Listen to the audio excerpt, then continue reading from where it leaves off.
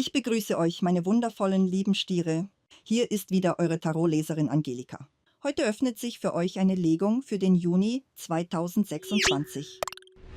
Lasst uns direkt beginnen und zunächst die 3 wichtigsten Ereignisse betrachten, die euch im Juni erwarten. Spürt einmal kurz in euch hinein. Wenn es in euch anklingt, dann seid ihr bereits in diesem Prozess.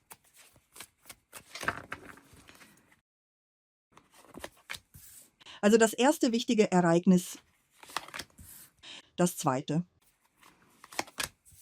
Und das dritte, dann gehen wir weiter und öffnen Schritt für Schritt die nächsten Ebenen dieser Legung. Wir werfen einen Blick auf euren beruflichen Bereich und darauf, wie sich eure Einnahmen im Juni entwickeln werden. Außerdem schauen wir, was euch auf eurer persönlichen und emotionalen Ebene erwartet. Bevor ich weiter die Karten auslege, möchte ich euch noch etwas sagen. Ich habe vor kurzem auf meinem Kanal eine Botschaft der höheren Kräfte veröffentlicht, ein besonderer Ausblick. Dieser ist wirklich tief geworden und entfaltet seine Bedeutung nicht sofort, sondern Schicht für Schicht, während ihr bereit seid, ihn anzunehmen. Dort geht es auch um eure persönliche Ebene und um wichtige Ereignisse, die sich in eurem Leben zeigen können. Diese Botschaft trägt einen feinen Hinweis in sich, fast wie eine leise Warnung, die euch hilft, bewusster durch diese Zeit zu gehen und nicht automatisch alten Mustern zu folgen. Und wir gehen weiter. Jetzt schauen wir, worauf ihr im Juni in Bezug auf eure Gesundheit achten dürft. Und natürlich, welchen Rat euch die Karten für diesen Monat mitgeben. Also das erste wichtige Ereignis ist der Wagen. Das zweite wichtige Ereignis ist die große Arkana, der Stern. Das dritte wichtige Ereignis ist die 9 der Schwerter. Wir gehen jetzt alles Schritt für Schritt durch. Die erste Karte ist der Wagen. Diese Karte zeigt, dass der Juni euch viel Bewegung bringt, Dynamik und Entwicklung. Es ist ein Monat, in dem eure Pläne und eure inneren Impulse nach vorne drängen und sich sichtbar entfalten. Ihr werdet spüren, wie sich Dinge beschleunigen und wie ihr klarer erkennt, wohin euer Weg euch führt. Der Wagen spricht von Fortschritt, von Erfolg und von sichtbaren Ergebnissen. Er trägt auch die Energie des Sieges in sich. Das bedeutet, dass ihr im Juni persönliche Erfolge erleben könnt. Nicht nur im Außen, sondern auch tief in euch selbst. Vielleicht erkennt ihr, dass ihr stärker geworden seid, als ihr dachtet, oder dass ihr eine Grenze überschreitet, die euch lange aufgehalten hat. Es kann ein Sieg über äußere Umstände sein oder ein innerer Durchbruch, in dem ihr euch selbst klarer spürt und euch erlaubt, euren eigenen Weg zu wählen.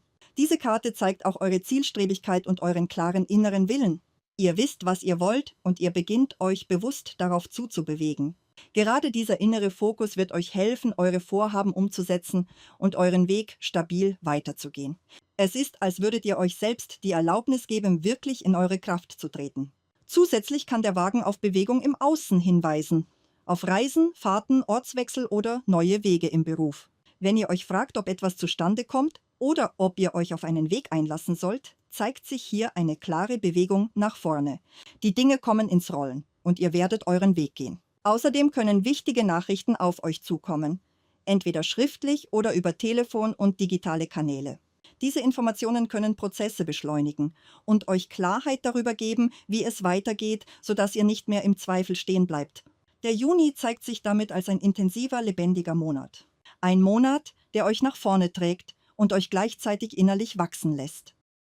Die große Arkana, der Stern, diese Karte spricht ebenfalls von Perspektiven, aber auf einer tieferen Ebene. Hier geht es um Hoffnung, um innere Ausrichtung und um Möglichkeiten, die sich vor euch öffnen. Der Stern zeigt, dass sich eure Zukunft in eine positive Richtung entwickelt und dass ihr euch Schritt für Schritt euren Zielen nähert. In Verbindung mit den anderen Karten kann sich das als ein bedeutendes Ereignis zeigen, vielleicht als Reise oder als ein Schritt, der euer Leben spürbar verändert. Es kann etwas sein, das ihr euch schon lange gewünscht habt und das jetzt näher rückt, fast greifbar wird. Gleichzeitig bringt die 9 der Schwerter eine innere Ebene mit sich. Gedanken, Zweifel und eine gewisse Unruhe können sich zeigen. Diese Gefühle begleiten euch, während ihr euch auf etwas Neues zubewegt.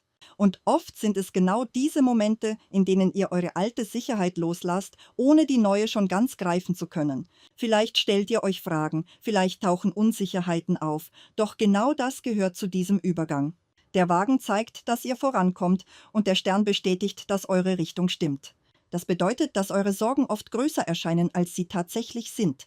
Der Stern trägt die Energie von Erfüllung und zeigt, dass ihr eure Ziele erreichen könnt.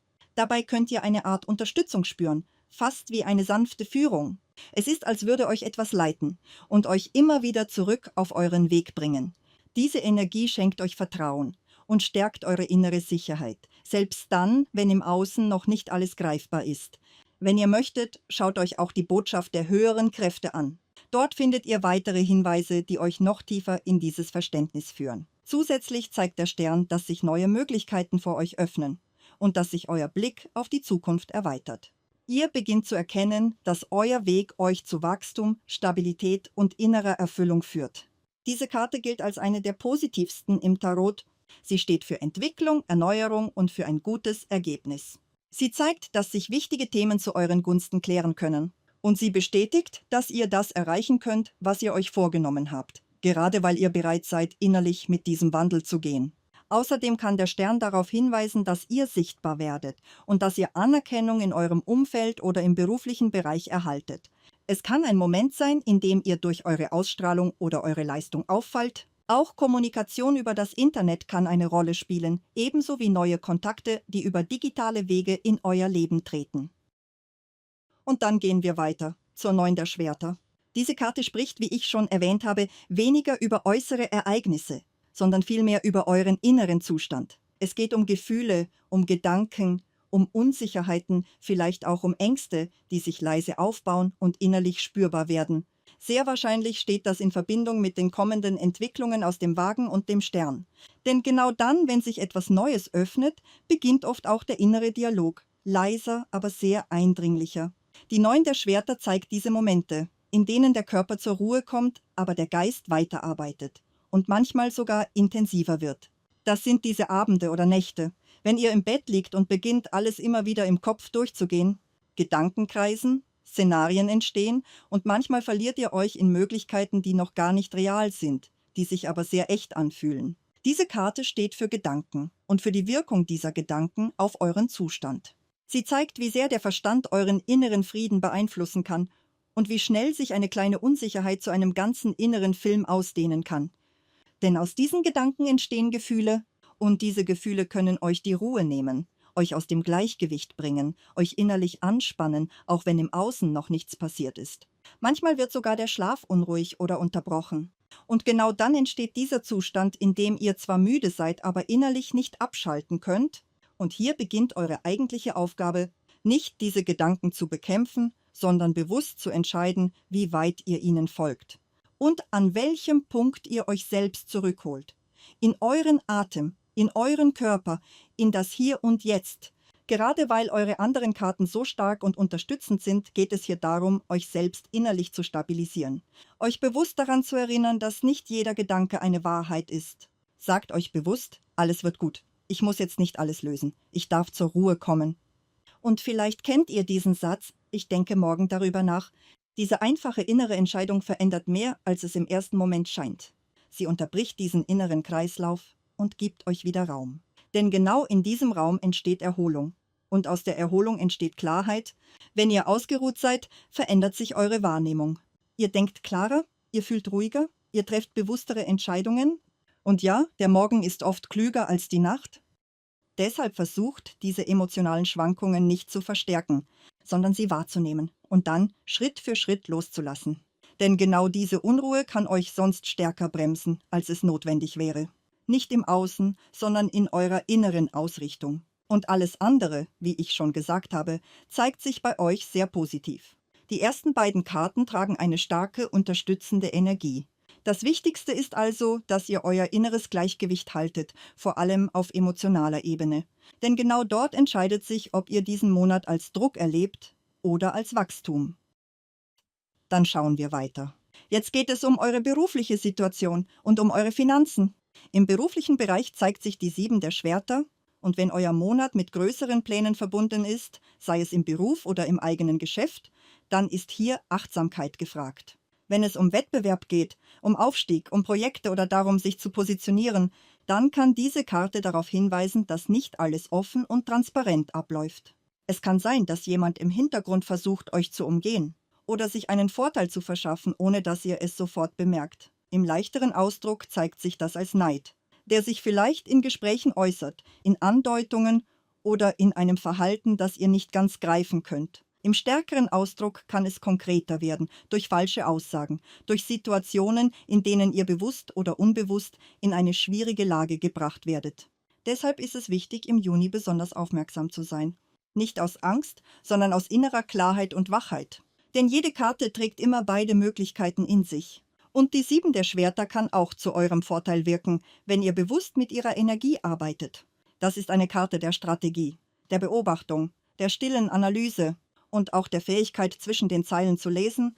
Ihr könnt sie nutzen, um genau hinzuschauen, Zusammenhänge zu erkennen und zu verstehen, wie sich Situationen im Hintergrund entwickeln. Das gibt euch einen Vorteil, nicht durch Druck, sondern durch Bewusstsein und durch die Fähigkeit, im richtigen Moment den richtigen Schritt zu machen. Es kann auch sein, dass jemand versucht, eure Idee zu übernehmen oder etwas, das ihr aufgebaut habt. Deshalb achtet darauf, eure Arbeit zu schützen, eure Daten, eure Projekte und gebt nicht alles sofort preis. Manchmal liegt Stärke genau darin, nicht alles zu zeigen und erst dann sichtbar zu werden, wenn etwas bereits gefestigt ist. Diese Karte kann auch auf versteckte Dynamiken hinweisen. Intrigen, unausgesprochene Spannungen oder ganz praktisch Verlust, Diebstahl oder unachtsamen Umgang mit Geld. Und genau deshalb ist es wichtig, präsent zu bleiben. Klar, aufmerksam und innerlich stabil, denn parallel dazu zeigt sich bei euch eine sehr kraftvolle finanzielle Energie, der Ass der Stäbe. Und das bedeutet, Möglichkeiten sind da. Und sie können sich sehr konkret in eurem Leben zeigen. Ihr habt die Chance, gut zu verdienen, euch weiterzuentwickeln, neue Wege zu öffnen. Doch genau deshalb ist es wichtig, klug mit euren Ressourcen umzugehen. Nicht alles zu teilen, nicht alles nach außen zu tragen. Manchmal entsteht Wachstum im Stillen und genau dort sammelt es seine Kraft. Der Ass der Stäbe zeigt auch neue Chancen, zum Beispiel eine Entwicklung im Beruf, eine Beförderung oder ein Schritt, der euch finanziell wachsen lässt. Wenn ihr selbstständig seid, kann sich euer Einkommen stabilisieren und erweitern und gleichzeitig kann sich eine weitere Möglichkeit zeigen, eine zusätzliche Einkommensquelle. Vielleicht etwas, das aus euch selbst heraus entsteht, aus eurem Talent, eurer Leidenschaft, eurem inneren Feuer, etwas, das ihr beginnt, vielleicht noch im Verborgenen und das mit der Zeit an Kraft gewinnt. Es kann sogar sein, dass ihr eine Tätigkeit startet, die nicht sofort sichtbar sein soll, weil sie erst wachsen darf. Und genau daraus entsteht dann etwas Echtes, etwas Tragfähiges. Etwas, das nicht nur Geld bringt, sondern auch Erfüllung. Das ist diese stille Entwicklung, die später zu Stabilität führt. Und wie ihr seht, es gibt viele Wege, wie sich diese Energie zeigen kann. Für jeden von euch auf eine ganz eigene Weise. Und nun gehen wir weiter und schauen in eure persönliche Ebene. Hier zeigt sich der Page der Schwerter. Und gerade diejenigen von euch, die in einer Beziehung sind, dürfen jetzt ganz bewusst auf ihr Umfeld achten. Denn diese Karte bringt die Energie eines Beobachters mit sich, jemand, der hinschaut, zuhört, sammelt und nicht immer mit reinen Absichten. Es kann durchaus eine Person aus eurem näheren Kreis sein, vielleicht jemand aus dem beruflichen Umfeld, der gleichzeitig Zugang zu eurem privaten Raum hat und Informationen aufnimmt, die später gegen euch verwendet werden könnten. Deshalb spürt im Juni ganz genau hin. Wer sucht eure Nähe? Wer stellt viele Fragen? Wer zeigt ein auffälliges Interesse an eurem Leben? Oft erkennt ihr solche Menschen nicht sofort. Doch eure Wahrnehmung wird euch feine Hinweise geben, wenn ihr bereit seid, wirklich hinzuschauen. Wenn ihr jedoch in einer stabilen Partnerschaft lebt, kann sich diese Energie auch anders zeigen. Eher auf der emotionalen Ebene innerhalb der Beziehung selbst. Der Page der Schwerter bringt kleine Spannungen, leichte Reizbarkeit, vielleicht auch Missverständnisse, die größer wirken, als sie eigentlich sind. Manchmal zeigt sich hier auch ein Gefühl von Unsicherheit oder sogar Eifersucht, die sich ganz leise einschleicht und beginnt, Gedanken zu formen. Und genau hier entsteht der Moment, in dem der Verstand beginnt, Geschichten zu erzählen. Szenarien zu entwerfen, Fragen aufzuwerfen, die nicht immer auf realen Fakten basieren. Vielleicht verspürt ihr den Impuls, genauer hinzuschauen, Dinge zu überprüfen, Nachrichten zu lesen, Hinweise zu suchen. Doch erinnert euch daran, diese Karte steht für eine noch unreife Energie. Es geht hier nicht darum, impulsiv zu handeln, sondern darum, bewusst zu beobachten, ohne vorschnelle Schlüsse zu ziehen. Gebt euch selbst Zeit, lasst Situationen sich entfalten, bevor ihr ihnen eine Bedeutung gebt. Gleichzeitig kann diese Karte auch anzeigen, dass äußere Einflüsse versuchen, sich in eure Beziehung einzumischen. Menschen, die ihre Meinung einbringen, die urteilen oder subtil beeinflussen wollen. Und hier ist es wichtig, klare Grenzen zu setzen, eure Tür bewusst zu schließen, wenn ihr spürt, dass jemand zu weit geht. Für diejenigen von euch, die aktuell nicht in einer Beziehung sind, kann der Page der Schwerter auf eine neue Bekanntschaft hinweisen. Doch diese Person trägt eine eher unruhige, vielleicht auch etwas unausgereifte Energie in sich. Es kann jemand sein, der schnell reagiert, manchmal scharf in Worten ist oder nicht immer die nötige emotionale Tiefe mitbringt. Deshalb ist es wichtig, hier nicht zu idealisieren, sondern genau zu beobachten, wie sich dieser Mensch in verschiedenen Situationen zeigt. Gebt euch Zeit, die Dynamik zu verstehen, bevor ihr euch wirklich öffnet. Und wir gehen weiter zum Thema Gesundheit. Hier zeigt sich die 6 der Stäbe, eine Karte des Sieges, der Überwindung, der inneren und äußeren Stärke. Diese Energie deutet darauf hin, dass ihr im Juni aktiv werdet, dass ihr beginnt, Verantwortung für euren Körper und euer Wohlbefinden zu übernehmen. Vielleicht spürt ihr den Wunsch, euch mehr zu bewegen, euren Alltag zu verändern, neue Gewohnheiten zu integrieren. Und genau das bringt euch in eure Kraft zurück. Die 6 der Stäbe zeigt auch, dass ihr etwas hinter euch lasst. Eine Phase von Erschöpfung, Unwohlsein oder körperlicher Schwäche. Es ist, als würdet ihr einen inneren Wendepunkt erreichen, an dem ihr wieder aufrecht geht, mit mehr Energie, mehr Klarheit, mehr Lebensfreude. Wenn ihr im Mai gesundheitliche Herausforderungen hattet, zeigt sich hier eine deutliche Verbesserung. Ein Prozess der Heilung, der euch Schritt für Schritt zurück in eure Stabilität führt.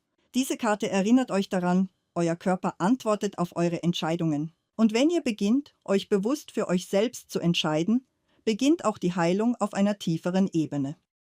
Und nun schauen wir auf den Rat der Karten für euch im Juni. Hier erscheint die Hohepriesterin, eine der tiefsten und stillsten Energien im Tarot. Spürt einmal hinein, erinnert euch das nicht an das, was sich durch die ganze Legung gezogen hat. Das Thema der Zurückhaltung, der inneren Sammlung, des bewussten Nicht-Aussprechens. Diese Karte lädt euch ein, weniger zu teilen, weniger zu erklären und mehr bei euch selbst zu bleiben. Es geht darum, eure Energie zu schützen, eure Gedanken nicht leichtfertig nach außen zu geben. Die Hohepriesterin spricht von innerer Stärke, die nicht laut ist, sondern still, klar und unerschütterlich. Sie erinnert euch daran, dass nicht alles ausgesprochen werden muss, dass wahre Klarheit oft in der Stille entsteht. Gleichzeitig ist sie auch ein Hinweis darauf, nicht zu schnell zu handeln. Gebt euch Raum, Situationen zu fühlen, sie innerlich zu durchdringen, bevor ihr Entscheidungen trefft. Denn eure Intuition ist in diesem Monat besonders stark. Wenn ihr lernt, ihr zu vertrauen, wird sie euch genau zeigen, was hinter den sichtbaren Dingen verborgen liegt. Ihr werdet beginnen, Motive zu erkennen, feine Nuancen wahrzunehmen, die anderen vielleicht entgehen. Und genau darin liegt eure Kraft. Zusätzlich kann die Hohepriesterin auch auf Unterstützung hinweisen, auf eine weise Person, eine Beraterin, vielleicht eine Therapeutin oder jemand mit tiefer Lebenserfahrung. Wenn ihr merkt, dass euch etwas innerlich bewegt, dann erlaubt euch, Hilfe anzunehmen. Nicht aus Schwäche, sondern aus dem Wunsch heraus, Klarheit zu gewinnen. Denn manchmal führt uns gerade der Blick von außen zurück zu unserer eigenen Wahrheit. Und das ist euer Gesamtbild für den Juni, meine lieben Stiere. Ein Monat der Bewegung, der inneren Entwicklung und gleichzeitig der bewussten Abgrenzung. Ich lade euch auch ein, euch die Legung für den Mai anzuschauen, falls ihr sie noch nicht gesehen habt. Ihr findet sie hier auf dem Kanal. Wie ihr wisst, veröffentliche ich die Prognosen immer bereits im Vormonat, damit ihr euch vorbereiten und die Energien frühzeitig spüren könnt.